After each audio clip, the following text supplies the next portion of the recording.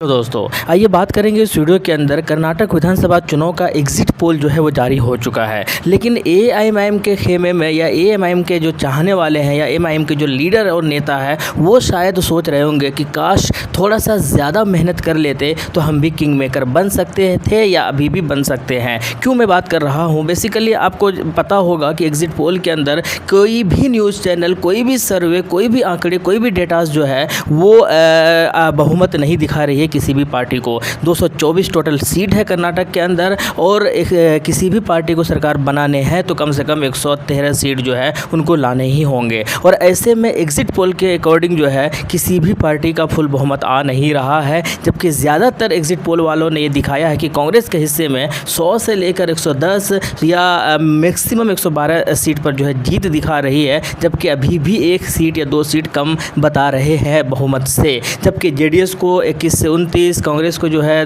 80 से 90, बीजेपी को जो है 80 से 90, इन सारे ही डाटा के बीच में रखा हुआ है। लेकिन एमआईएम क्या ये सोच रही होगी कि काश हम थोड़ा सा और मेहनत कर लेते, काश हम थोड़ा सा 10 सीटों पर ज़्यादा चुनाव लड़ते तो हो सकता था कि हम भी जो है वो किंग मेकर बन सकते थे। और ऑब्वियसली बन सकते थे, क्योंकि अब आप देख लीजिए खुद ही कि बहुमत किसी को भी नहीं मिला है। कांग्रेस को भी नहीं मिल रहा है, बीजेपी को नहीं मिल रहा है, जेडीएस को भी नहीं मिल रहा है। और ऐसे ही कुछ हुआ था 2018 के अंदर भी, जब परिणाम आए थे उस वक्त भी किसी को बहुमत नहीं मिला था। कांग्रेस बीजेपी को 104 सीटें मिली थी 2018 के अंदर, कांग्रेस को जो है 80 सीटें मिली थी और जेडीएस को जो है 37 सीटें मिली थी। और उस वक्त भी यही हुआ था। चुनाव के बाद जब नतीजे आए और उसके बाद बहुमत किसी को नहीं मिली तो उस वक्त जेडीएस और कांग्रेस ने मिलकर सरकार बनाई थी। और जेडीएस ने, याद होगा कि शर्त रखी थी कि हमारा सीएम होगा तभी हम आपसे गठबंधन करेंगे। और फाइनली जो है 80 सीट जीतने के बावजूद, मेजॉरिटी होने के बावजूद जो है कांग्रेस को झुकना पड़ा था और सीएम जो है वो फाइनली जेडीएस का बन गया था। ये बात और है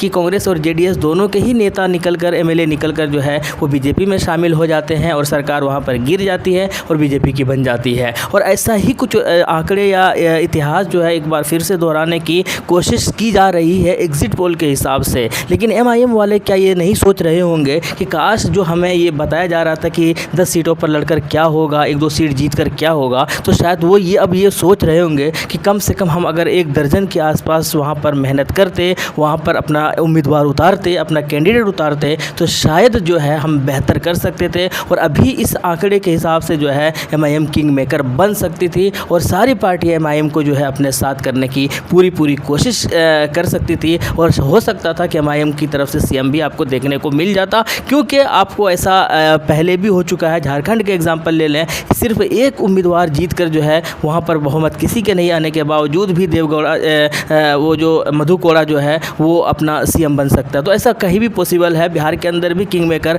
बनते रह गई थी एमआईएम की पार्टी, वहाँ पर 5 सीटों पर जीत हुई थी। तो ऐसा ही कुछ वहाँ पर भी हो सकता था कर्नाटक के अंदर। लेकिन सिर्फ शायद बेहतर प्लानिंग कहें या यूँ कहें कि अच्छे प्लानिंग नहीं था, या यूँ कहें कि बहुत ज़्यादा पहले से मेहनत नहीं हुई थी, या यूँ कहें कि शायद ज़्यादा सीटों पर अपना उम्मीदवार उतार कर वोटों का बिखराव नहीं करना चाहती थी एमआईएम की पार्टी, या यूँ कहें कि शायद उतना पकड़ नहीं था, या यूँ कहें कि शायद उस तरह की पॉलिटिक्स नहीं कर पाए जैसा वो जानी जाती है, जैसा उनको करना चाहिए था। लेकिन एक बहुत अच्छा अपॉर्चुनिटी था, कम से कम 10 सीटों पर अगर चुनाव लड़ते, 2 से 3 सीट पर या 5 सीट पर जीत हासिल होती तो शायद किंग मेकर बन सकती थी। जेडीएस के साथ, कांग्रेस के साथ और एमआईएम तीनों मिलकर सरकार बना सकती थी। इस आंकड़े के हिसाब से, इस डाटाज के हिसाब से और इस एग्जिट पोल के हिसाब से अब हो सकता है कि 13 मई को ये जो एग्जिट पोल है ये आपको बदलते हुए नज़र आए, क्योंकि ऐसा कई राज्य में हो चुका है। एग्जिट पोल जो फाइनल रिजल्ट नहीं होते हैं, हम सबको पता है, आपको पता है।